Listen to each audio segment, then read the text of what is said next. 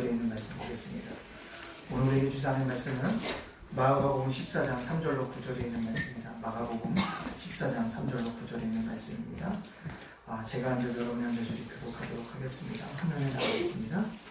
예수께서 배단위 나병 환자 시몬의 집에서 식사하실 때 한 여자가 매우 값진 향유로 순전한 나드 한 옥합을 가지고 와서 그 옥합을 깨뜨려 예수의 머리에 부으니 어떤 사람들이 그를 내어서 말하되 어찌하여 이 향유를 먹였는가. 이 향유를 300데나리온 이상에 팔아 가난한 자들에게 줄 수 있었겠도다 하며 그 여자를 책망하는지라. 예수께서 이르시되 가만두라. 너희가 어찌하여 그를 괴롭게 하느냐. 그가 내게 좋은 일을 하였느냐. 가난한 자들은 항상 너희와 함께 있으니 아무 때라도 원하는 대로 도울 수 있거니와 나는 너희와 항상 함께 있지 아니하리라. 그는 이를 위하여 내 몸에 향유를 부어 내 잔소리를 빌리지 하였느니라. 같이 공독합니다. 내가 진실로 너희 이름이 온 전하에 어디서든지 복음이 전파되는 곳에는 이 여자가 행한 일도 말하여 그를 기억하리라 하시니라. 아멘. 자, 마가복음 14장 3절과 9절에 있는 말씀, 감사를 생각해야 할 시간입니다 라는 말씀으로 말씀을 증거하려고 합니다. 자, 우리 앞뒤 옆 사람과 이렇게 인사해 보겠습니다. 감사는 표현입니다. 시작. 감사는 표현입니다. 아멘. 감사는 표현입니다. 한 엄마가 자녀에게 사과를 먹으라고 하나 주었습니다. 자녀가 사과를 받았는데요, 아무 말이 없어요. 그래서 엄마가 자녀에게 묻습니다. 얘야, 엄마가 사과를 줬는데 왜 말이 없니? 물었더니 자녀가 이렇게 대답을 했답니다. 어떻게 대답을 했을까요? 엄마, 사과는 줬는데 왜 깎아주지 않아? 왜 깎아줘서 주지 않는 거야? 라고 물었다는 거죠. 엄마가 사과를 줬는데 잘 먹을게요. 고마워요. 근데 엄마 깎아줬으면 좋을 것 같아요. 껍질을. 라고 얘기한 것이 아니라 감사는 하지 않고 사과 껍질을 깎아주지 않은 것에서 뭐하더라? 불평하더라는 것입니다. 굉장히 철없는 자녀로 보여집니다. 근데 그것이 우리의 모습입니다. 우리는 하나님께 늘 기도하는데 뭔가 하나님 내게 다 100% 막는 것이 와야지만 우리가 뭐 할 수 있다? 감사한다는 것입니다. 근데 그렇지 않더라도 하나님이 주신 것에 따라서 우리가 뭐 해야 되는데? 감사해야 되는데 그렇지 못할 때가 뭐하다? 너무 많다라는 것입니다. 철없는 자녀라고 생각하는 그 자녀가 우리의 모습이라는 것입니다. 이번 주 월요일날 목사님들과 족구 시합을 했습니다. 참 우리 시찰에서 족구 시합을 하다 보니까 타시찰에서도 부러우니까 같이 와서 하겠다고 해서 제가 그냥 허락을 했는데 또 우리 시찰에서는 그게 불편했던 목사님이 있으셨던 것 같아요. 근데 보면 그냥 같이 하면 족구가 좋은데 뭐 하나 흠집을 잡아서 불평하기 시작하면 뭐 하더라? 불평이 많아지더라는 것이죠. 많아지더라. 뭐 감사하면 참 좋은데 함께 여러 목사님들 교제하면 좋은데 그런 것이 있다는 것은 무슨 얘기입니까? 생각이 바뀌어져야지만 뭐 할 수 있다? 감사할 수 있다는 것입니다. 우리의 뭐가요? 시각이 바꾸어져야지 뭐 할 수 있다? 감사할 수 있다는 것입니다. 우리의 생각과 시각이 바꾸어지지 않으면 뭐 할 수밖에 없다? 감사가 되지 않는다는 것입니다. 어떤 감사가? 그리고 월요일날 제가 요즘에 프레지라는 PPT 약간 프레젠테이션을 공부하고 있어요. 그 강사분이 4시간 동안 수업을 하는데 진도가 너무너무 늦은 거예요. 제가 컴퓨터를 태어나서 난생 처음 배우고 있습니다. 난생 처음 배워요. 한 번도 한글이나 뭐 PPT나 엑셀이나 누구한테 배운 적이 없고 단지 뭐였어요? 넘어서 남이 하는 거 보면서 그냥 배워서 했어요. 근데 처음으로 프레이즈라는 것을 배워서 하다 보니까 진도가 나가지 않는 거예요. 그리고 강사로 오신 김태형 목사님은 정말로 열심히 목사님들한테 가르쳐주는데 계속 진도가 나가지 않는다고 또 뭐 하는 목사님들이 있습니까? 불평하시는 분들이 있더라는 거죠. 근데 저는 그분이 그렇게 가르쳐주는 게 너무 좋아요. 50명인데 하나 딱 하면 뭔가 딱 가르쳐주고 나면 일일이 찾아가서 다 확인을 했는지 확인하세요. 그리고 다시 와서 또 하나 누르면 또 내려가서 다 일일이 확인하세요. 그렇게 꼼꼼하게 가르쳐주시니까 좋은데 저는 좋은데 또 그것에서 뭐 하는데 불평하시는 분이 있다는 것입니다. 왜요? 우리의 생각과 시각이 바꿔져야지만 뭐 할 수 있다? 감사할 수 있다는 것입니다. 그래서 감사는 뭐랍니까? 펌프의 나중물과 같다라고 얘기하고 있습니다. 요즘은 수도 시설이 잘 되어 있어서 펌프질을 안 합니다. 근데 제가 어렸을 때도 마당에 보면 펌프질 하는 집이 있었어요. 뭡니까? 펌프질을 이제 사용하다가 물이 잘 쏟아나지만 사용하지 않다가 펌프를 사용하려고 하면 어떻게 되어집니까? 물을 한 바가지 뭐합니까? 집어넣어야 돼요. 그 다음에 기울여야지 뭡니까? 펌프가 착할 물이 잘 쏟아나게 되어지는 것을 볼 수 있습니다. 사용하지 않다가 펌프에 물을 집어넣을 때 그 물을 뭐라고 한다고요? 나중물이라고 얘기한다는 것입니다. 그렇습니다. 우리가 하나님께 감사할 때요, 이 마중물과 같다는 거죠. 부어주면 감사하면 우리 속에도 감사가 보여 계속 속으로 쏟아나지만 불평하면 뭐합니까? 불평할 거면 생겨지게 되어진다라는 것입니다. 한 해가 가고 있습니다. 날씨도 제법 쌀쌀합니다. 한 해 동안 알뜰하게 잘 살아오셨습니다. 그러나 여러분이 알뜰하게 잘 살아올 수 있었던 건 누구의 은혜라며? 하나님의 은혜라는 사실을 기억해야 합니다. 다 하나님의 은혜입니다. 그 은혜에 감사해야 됩니다. 아주 부족한 것 같은데요. 저도 우리의 생각과 우리의 시각이 바꿔지면 감사하지 않을 것이 없다는 것입니다. 오늘 본문을 보면 예수님이 배단위 나병 환자 시몬의 집에서 식사하실 때 일어난 일을 기록하고 있습니다. 오늘 우리 이 본문 말씀을 통해서 감사를 생각할 시간에 어떤 것이 감사인가를 깨닫고 감사를 하나님께 올려드릴 수 있는 저와 여러분의 삶이 되어지기를 간절히 소원합니다. 첫 번째로 감사는요, 은혜에 보답하는 것입니다. 뭐라 한다고요? 은혜에 보답하는 것입니다. 오늘 3절 말씀을 다 같이 한번 읽어볼까요? 시작! 예수께서 배단위 나병 환자 시몬의 집에서 식사하실 때 한 여자가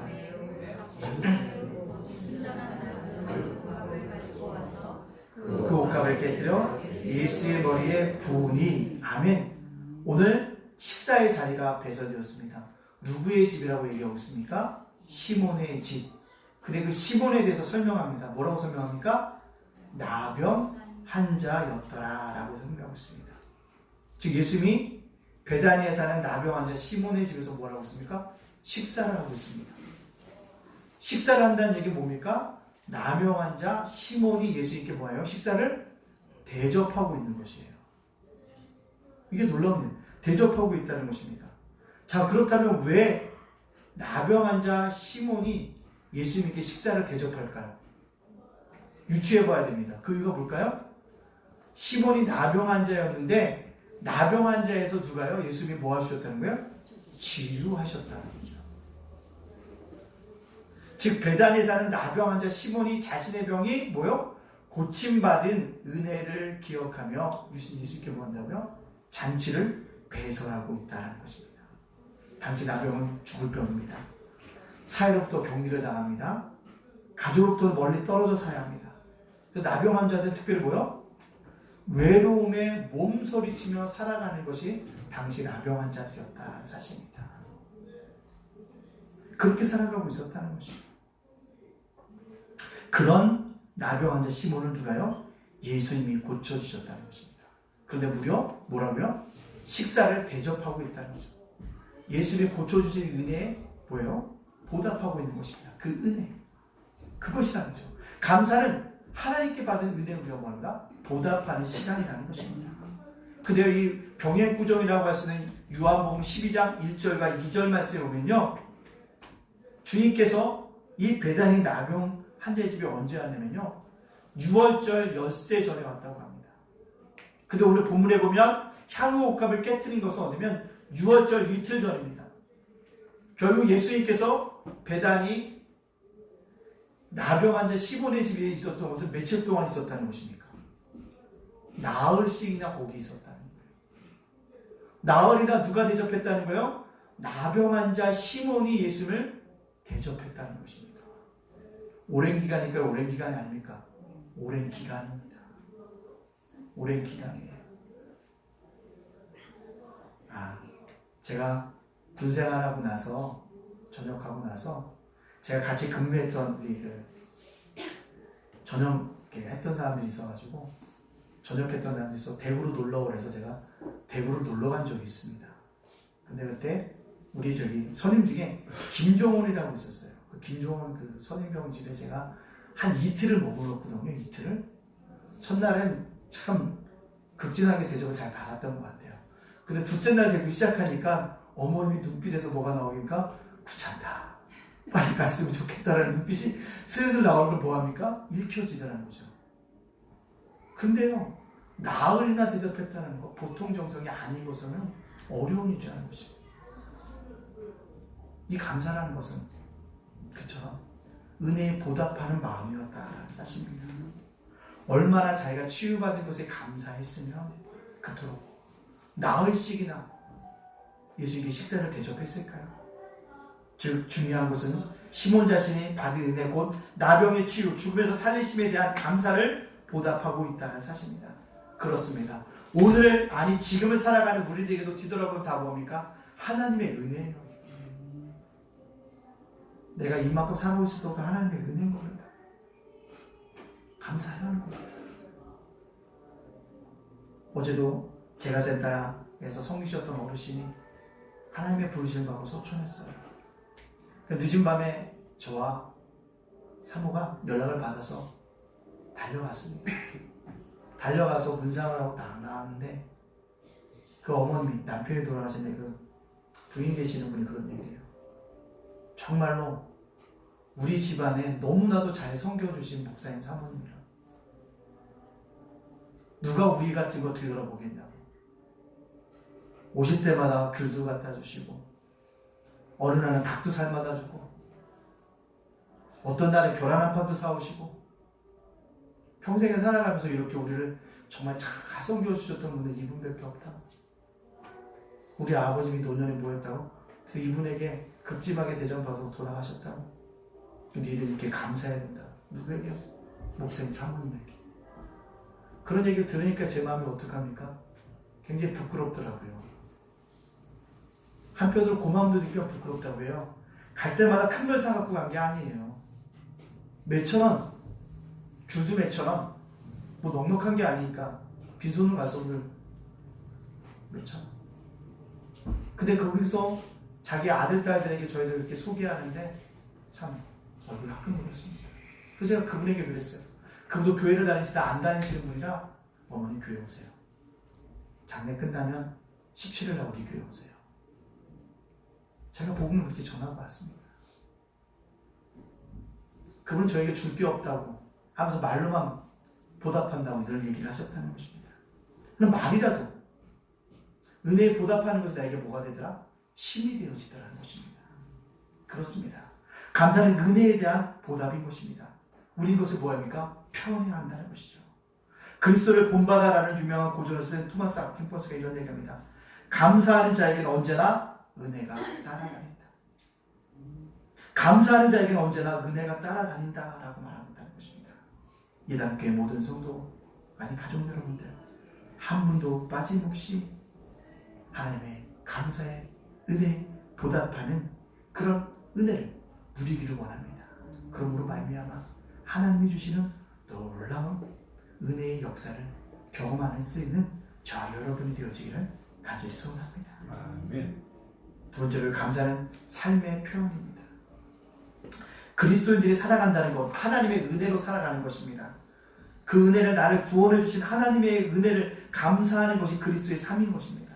고로 감사는 그리스도인들에게 삶의 표현이며 신앙의 표현인 것입니다. 그 날마다 뭐예요? 감사할 것밖에 없어요. 감사합니다. 감사해요. 정말로 감사합니다. 어저께 임직 예배 순서를 맡아서 우리보다 훨씬 큰 교회 가서 임직 순서를 맡아서 잘 감당했습니다. 근데 목사님 식사를 하시는 자리에서 밥이 안 넘어간대요. 목사님 왜 밥이 안 넘어가세요? 물으니까 우리 교회가 장로 셋을 세우려고 했는데 한 명밖에 안 됐어요. 아이 그런데요. 근데 이게 우리 교회 장로들이 이렇게 나눠져 있어가지고 한쪽에 밀면 두 쪽에서 반대를 하고 또 이쪽에서 이쪽 두파가 돼가지고 끝까지 안 됐다는 거예요. 너무너무 안타깝다는 거예요. 근데 정말 그날을 보니까 은혜로운 임직식이고 교회 50주년인데 뭐 은혜로운 시간인데 교회 앉아있는 성도보다 밖에 있는 성도들이 더 많았대요. 안 들어오는 거예요. 안 들어오는 거예요. 그게 얘기한다. 여러분들 신앙이라고 하는 것은요,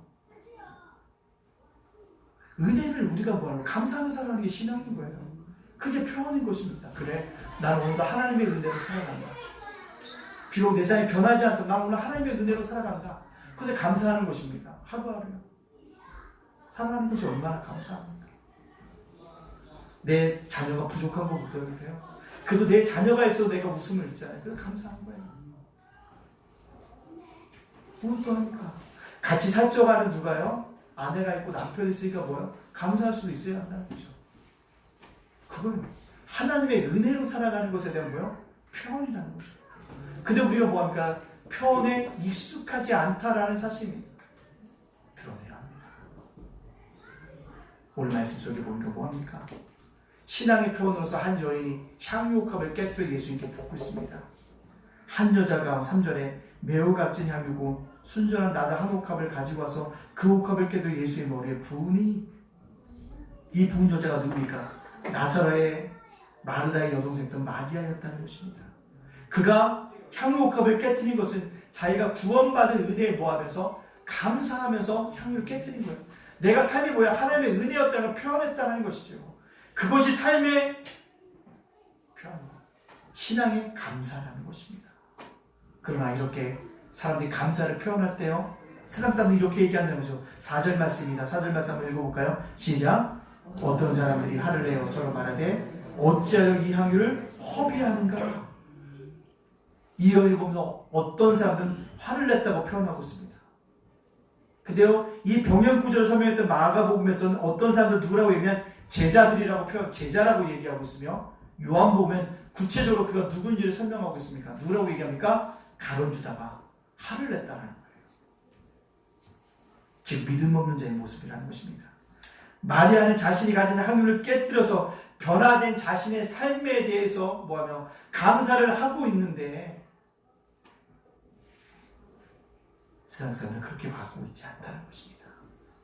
예단 가족 여러분들, 감사로 나의 삶을 표현하십시오. 감사로 나의 신앙을 표현하십시오. 왜냐하면 주님은 그런 자를 다르게 보시기 때문에 그렇습니다. 사람들은 화를 내고 조롱하지만 주님은 좋은 일이라고 평가하시기 때문에 그렇습니다.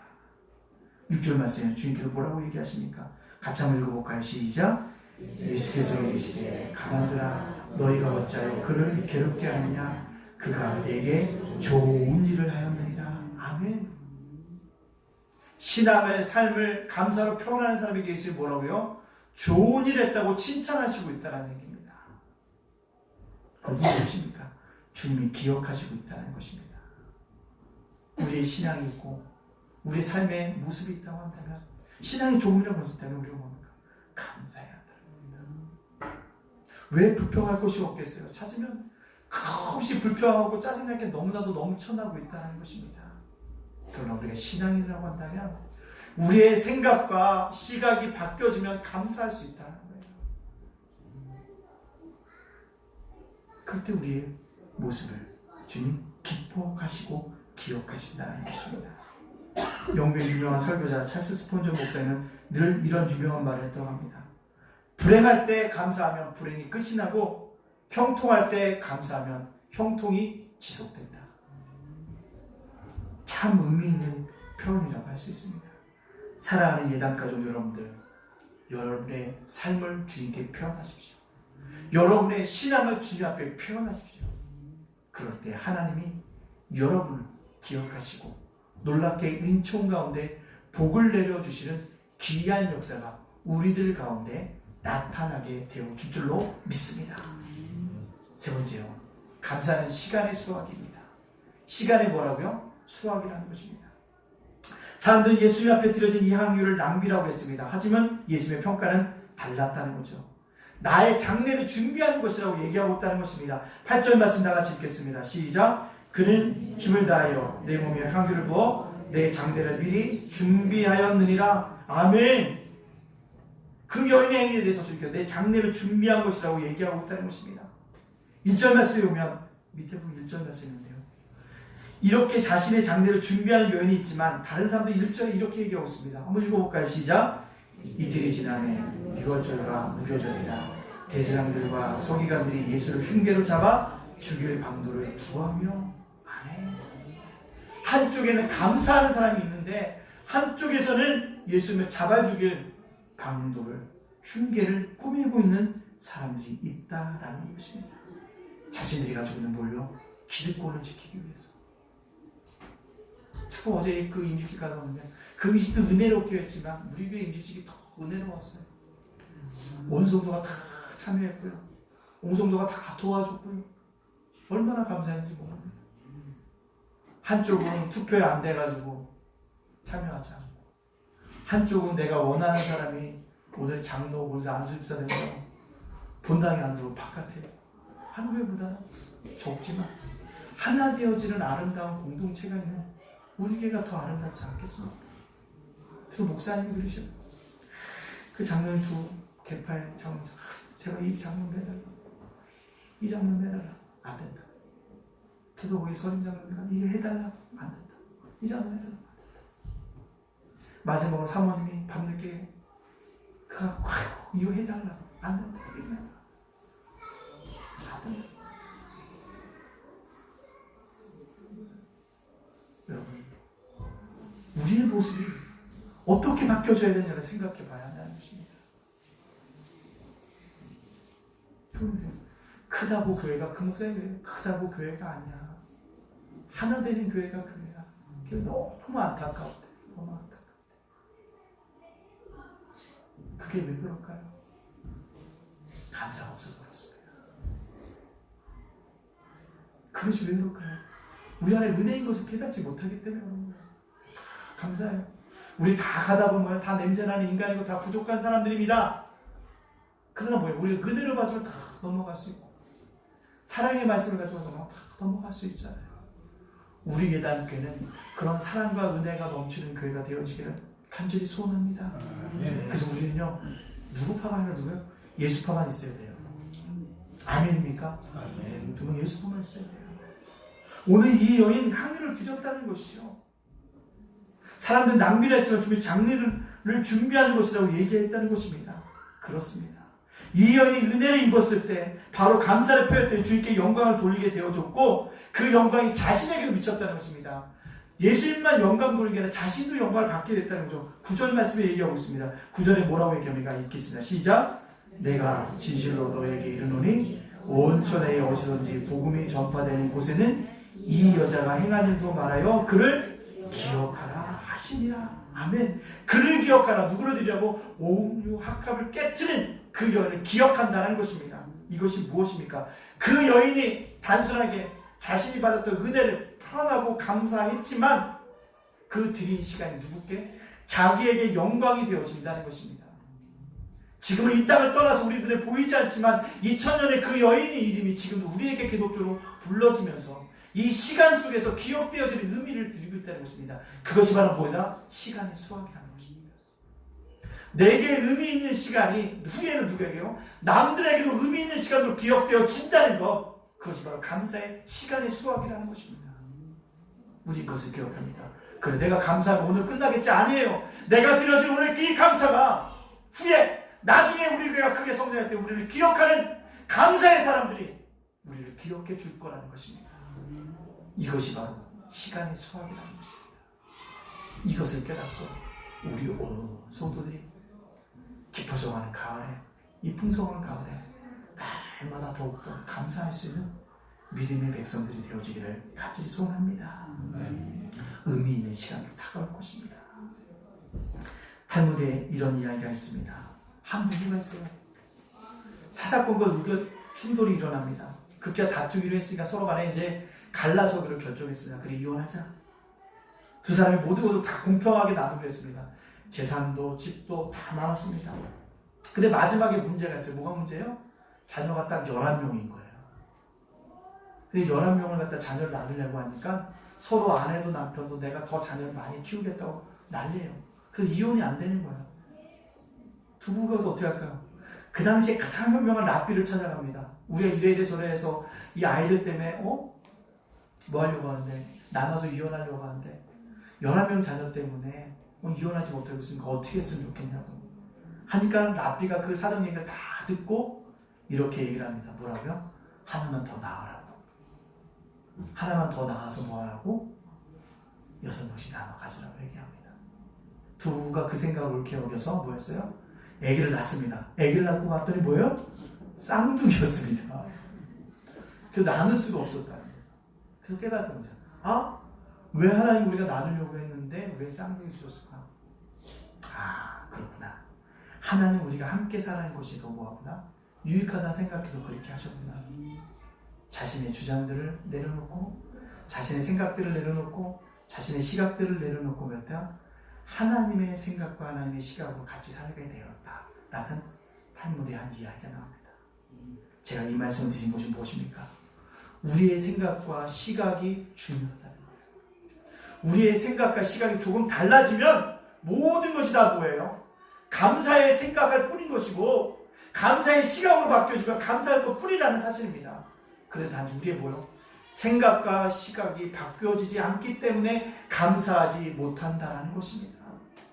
이것을 깨닫고 이 감사의 절기에 우리의 생각과 우리의 시각이 감사의 생각과 감사의 시각으로 바뀌어져서 감사해야 될 이 시간에 감사할 수 있는 저와 여러분의 삶이 되어주시기를 주님의 이름으로 축복합니다. 아멘. 이 시간에 우리 함께 성만찬 예식을 고양하도록 하겠습니다.